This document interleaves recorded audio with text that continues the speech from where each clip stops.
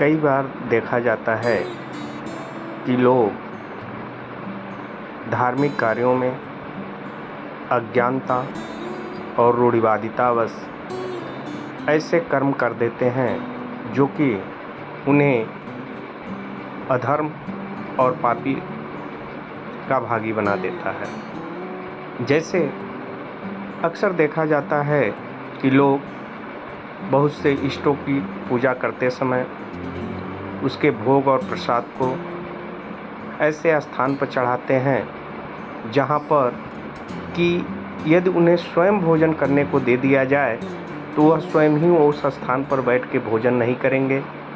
फिर भी लोग उस भोग और प्रसाद को वैसे ही ज़मीन पर रख देते हैं और यह रूढ़िवादिता कहें या अज्ञानता।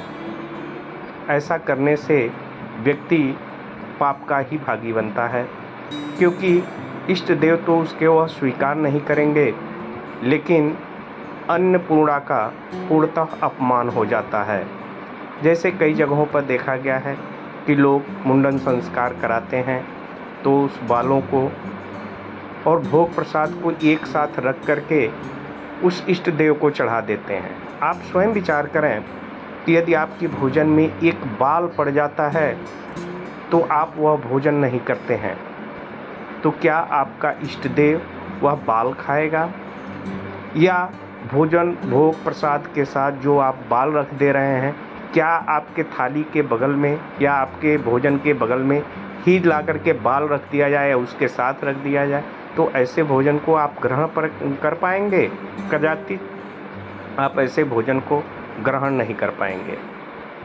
इसलिए किसी भी कार्य को करने से पहले आप रूढ़िवादिता से हटकर आप उसके विधि को जानें कि यह कार्य हमको कैसे करना चाहिए। जैसे अगर आपको अपने इष्ट देव को प्रसाद चढ़ाना है, भोग प्रसाद चढ़ाना है, तो उसे थाली में रख करके साफ सुथरे स्थान पर उसको भोजन प्रसाद को जो भी है आप रखें। उसके उपरांत उसके साथ जल आदि भी रख दें। कुछ समय उपरांत उस भोग प्रसाद को आप उठाकर घर ले आएँ।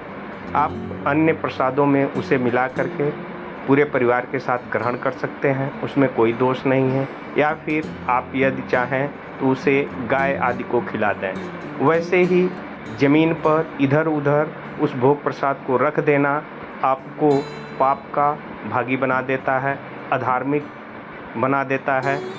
आप तो करते हैं धर्म का काम और पुण्य का काम, लेकिन वह आपकी अज्ञानता, आपका अंधविश्वास या यूँ कह लें कि आपकी रूढ़िवादिता, आपकी अज्ञानता आपको पाप का भागी बना देती है और आपको उसका आज नहीं तो कल बुरा प्रभाव भोगना ही पड़ता है।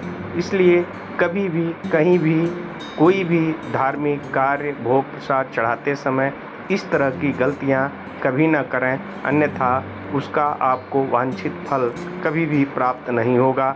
ऐसे कर्मों से बचें।